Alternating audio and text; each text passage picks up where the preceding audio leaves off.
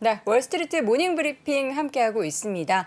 장 부사장님의 안부를 궁금해하시는 분들이 참 많습니다. 장 부사장님은 한 달 정도의 휴가가 주어졌고요. 7월 마지막 주에 다시 돌아오실 겁니다. 저랑 어저께 또 통화했습니다. 빨리 그것보다 더 빨리 돌아오셔도 된다고 언제나 열려있는 자리, 비어있는 자리는 장 부사장님의 것이라고 말씀드렸기 때문에 여러분들 한 달만 이제 일주일 지났으니까 약 3주만 기다려주시기 바랍니다.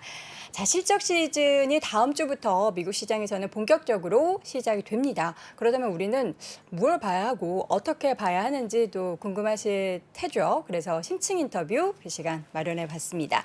박동흠 회계사 함께합니다. 회계사님 어서 오세요. 네, 안녕하세요. 네, 반갑습니다. 네.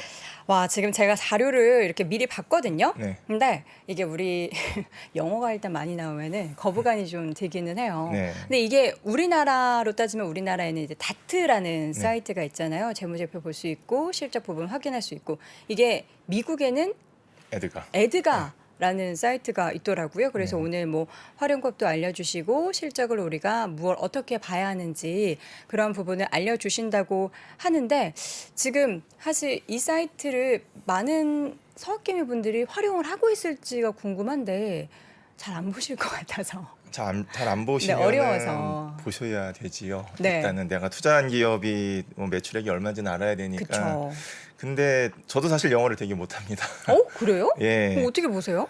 요즘 크롬도 그렇고 엣지도 그렇고 다 이제 번역. 자동 번역 번역기. 되니까 너무 잘 돼 있죠. 번역 수준이 이제 많이 올라오긴 한 것 같아요. 맞아요. 저도 지금 한 30개 기업 정도 봤는데 음, 예전보다는 좀 번역이 좀 덜 매끄러운 면은 있고 네. 물론 이제 좀 좀 많이 매끄러워진 면도 있고 약간 덜 매끄러운 부분은 원문을 보는 게 조금 낫기는 합니다.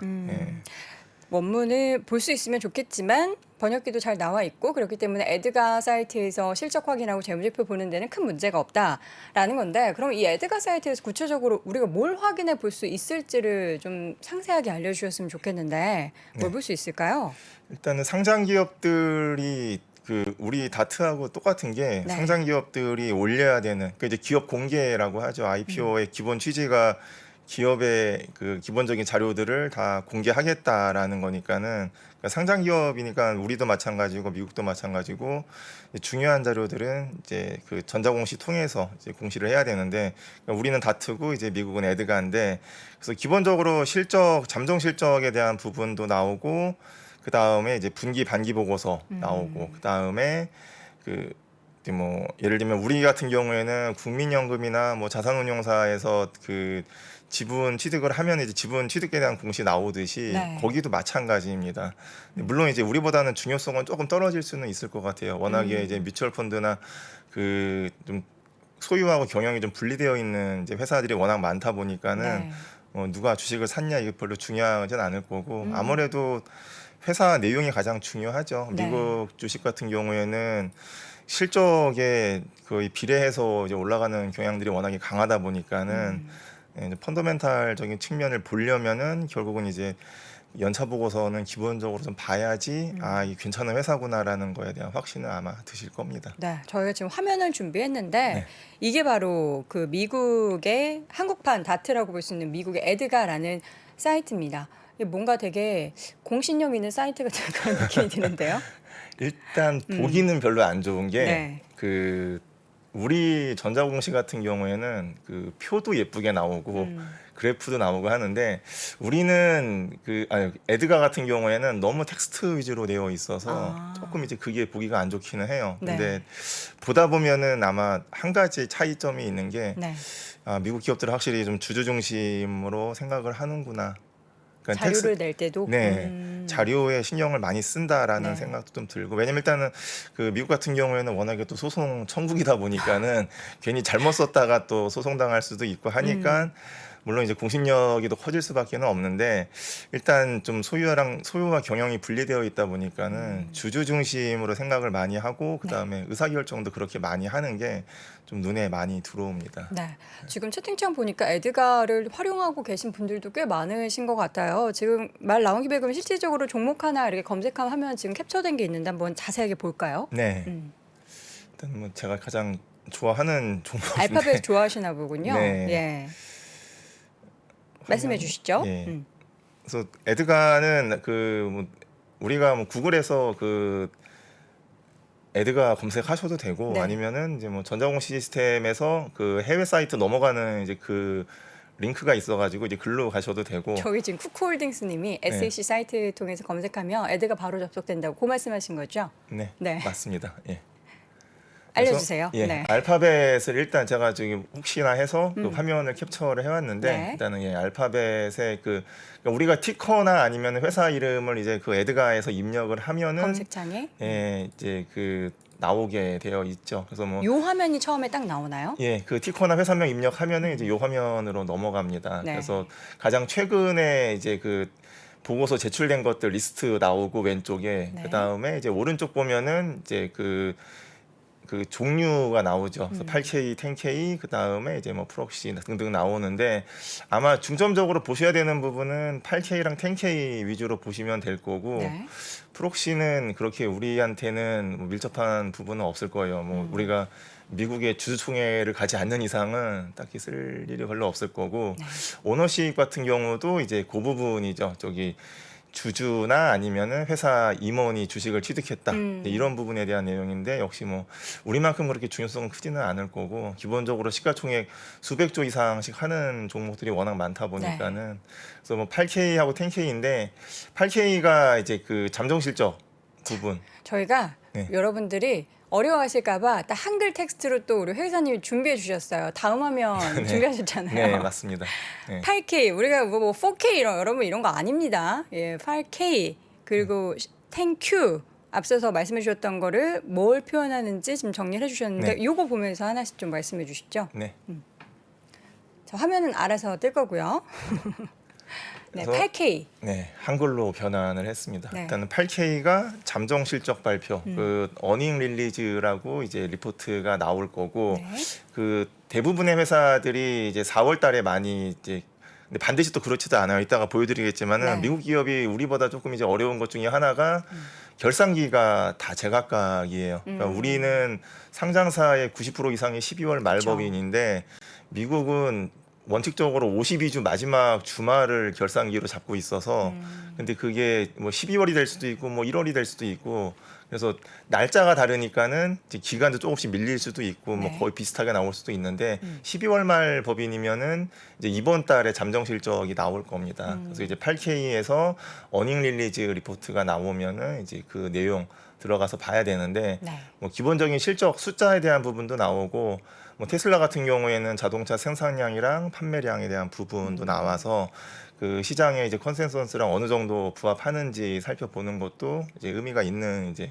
내용이 되겠죠. 네. 그래서 아마 잠정 실적을 가장 많이 보실 거고 그 다음에 이제 M&A 결정이라던가 뭐 유상증자 이제 등등의 회사 중요한 의사 결정을 할 때 이제 그런 리포트들도 이제 8K에서 그래서 8K가 아마 양은 가장 많을 거예요. 워낙에 중요한 내용들을 많이 올리기 때문에. 네. 그리고 10K. 그 다음에 이제 10K가 이제 우리로 따지면은 사업 보고서 1년에 한 번 나오는 이제 사업 보고서인데 보통 이제 연차 보고서라고 이제 많이 말씀들을 하십니다. 네. 왜냐하면은 약간 좀 구분이 되는 게, 그러니까는 10K는 정말 기업이 SEC 미국의 증권거래위원회에서 요구하는 이제 포맷에 맞게 작성을 하는 거고, 그다음에 이제 사업 보고서, 애뉴얼 리포트 같은 경우에는 좀 홍보 목적이 좀 강하다 보니까는 미국 회사 홈페이지에 이제 보통 많이 올리는데 양이 상당히 방대하고 조금 이제 좋은 얘기들 위주로 좀 많이 들어가죠. 근데 이제 10K 같은 경우에는 SEC에서 원하는 양식대로 이제 올려야 되기 때문에 리스크에 대한 얘기도 써야 되고 그다음에 뭐 실적에 대한 부분, 그다음에 어떤 사업을 하는지, 그러니까 양적 실적 정보 다 들어갔다라고 보시면은 되겠습니다. 그리고 우리하고 똑같이 회계 기간 종료하고서 이제 90일 이내에 이제 공시하게끔 되어 있어서 날짜가 아까도 말씀드렸다시피 결산기가 언제냐를 먼저 체크를 해야 돼요. 그래야지 언제쯤 나오겠구나. 근데 이제 그 부분에 대한 체크도 좀 어려우면은 가장 좋은 거는 아까 사이트 들어가셔가지고 작년이나 재작년 보고서 나온 날짜 보면은 뭐 거의 비슷하게 나오니까는 아마 그렇게 보시면 될 것 같고. 네. 탱큐는 이제 우리로 따지면은 분기 반기 보고서가 되겠습니다. 네. 그래서 3개월마다 이제 재무제표 하고 그다음에 질적인 정보들은 조금 덜 들어가기는 해요. 우리도 마찬가지인데 이제 그 실무적인 좀 부담감을 덜어주자. 왜냐하면은 연차 보고서는 90일 내 공시인데 분기 보고서는 45일 내 공시이다 보니까는 사실 작성하는 회사 입장에서도 좀 빠듯하죠. 그래서 좀 질적인 정보가 조금 덜 들어간다라는 특징이 있겠습니다. 네. 지금 8K, 10K, 10Q까지 소개해 주셨는데 저 세 개 중에서 제일 우리가 중요한 그 보고서라고 볼 수 있는 거는 8K인 건가요? 아니면 자주 보는 보고서가 8K인 건가요? 자주 보는 보고서가 8K이실 거고 네. 저는 중요도로 따지면 10K가 제일 중요하다라고 생각합니다. 10K. 네. 왜냐하면은 우리가 투자라는 게 이 회사의 펀더멘탈이 가장 중요하기 때문에 내용이 가장 잘 나와 있어요. 네. 그리고 회사들 그 보고서 쓰는 스타일이 조금씩 다르기는 한데 읽다 보면은 그러니까 물론 저도 영어를 잘 못하지만 네. 한글본으로 읽다 보면은 이 회사가 얼마나 정말 자세하게 알려주려고 노력을 하는구나에 네. 대한 거를 좀 알 수가 있고 그 질적 정보 측면에서도 아마 10K가 가장 풍성하게 들어가 있어서 네. 중요성으로 따지면 아마 10K일 것 같습니다. 자, 그렇다면 저희가 이제 앞서 말씀드렸던 이 보고서들을 캡처하면 보면서 뭘 담고 있는지를 하나씩 좀 상세하게 보도록 할게요. 8K부터 좀 보도록 할게요. 이게 근데 그냥 8K라고 읽어요? 미국에서는 뭐 AK라고 읽나요? 뭐라고 읽어요? 미국이니까는 AK일 것 같은데. AK. 예. 네. 일단은 뭐 저는 그냥 우리는 보통 8K, 10K 보통 이렇게 표현을 많이 네, 하니까. 네. 그래서 자, 8K부터 보도록 하겠습니다.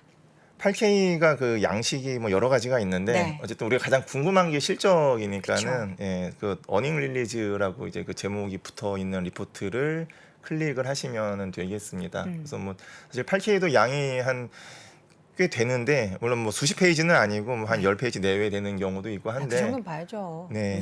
근데 우리가 봐야 될 내용들은 어쨌든 정해져 있죠. 실적에 대한 부분, 그 다음에 중요한 정보. 중요한 정보는 이제 회사가 어디까지 보여주냐는 이제 회사가 정하기 나름인데 테슬라의 그 1분기 8K 그 어닝 릴리즈를 보시면은 네.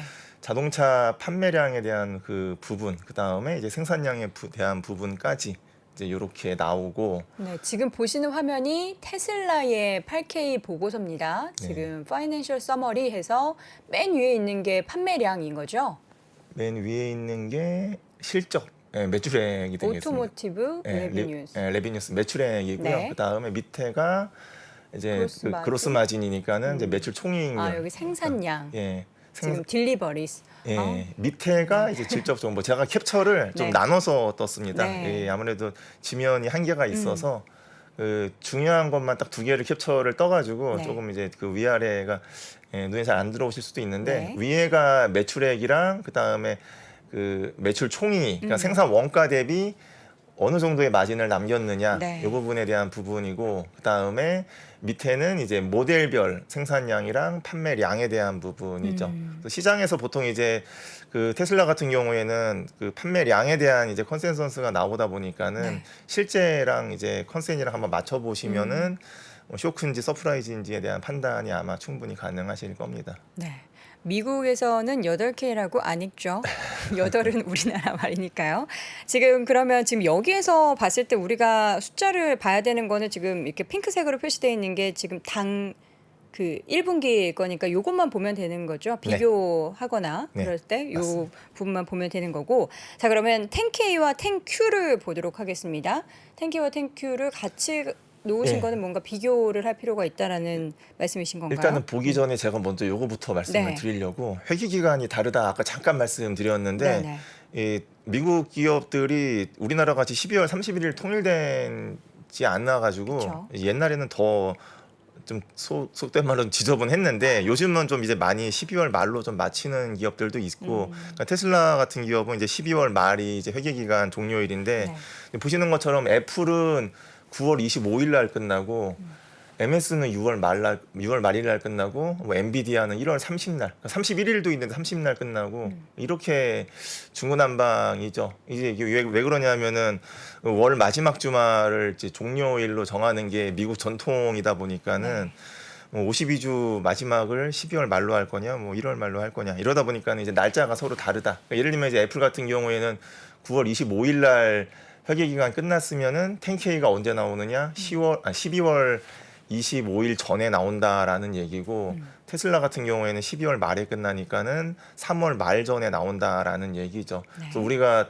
테슬라 같이 3월 말쯤에 이제 미국 기업들 10K 나오겠지 기다리고 있는데 애플은 죽어도 안 나온다라는 얘기고 MS도 안 나온다라는 얘기죠. 회기가 서로 다르니까는. 그래서 주주분들은 날짜부터 먼저 좀 체크를 네. 하셔야 된다. 내가 가지고 있는 종목이 언제 이 10K와 10Q를 내놓는지 네. 미리 그 전년도 거를 보면은 어림짐작할 수 있으니까 가장 좋은 그, 방법이긴 합니다. 그 실무적으로. 부분을 확인해 보시면 좋을 것 같습니다. 10K 그러니까 연간 보고서부터 어떤 내용을 담았는지를 소개해 주실 텐데 지금 딱 요게 전문가요? 목차 보여주신 게? 네, 맞습니다. 네. 10K 주요 목차 한번 같이 이 중에서 보시면 뭘 봐야 돼요? 너무 많아요. 사실. 제가 그래서 박스를 좀 쳐놨습니다. 네. 예, 너무 많으실 것 같아서 그렇죠.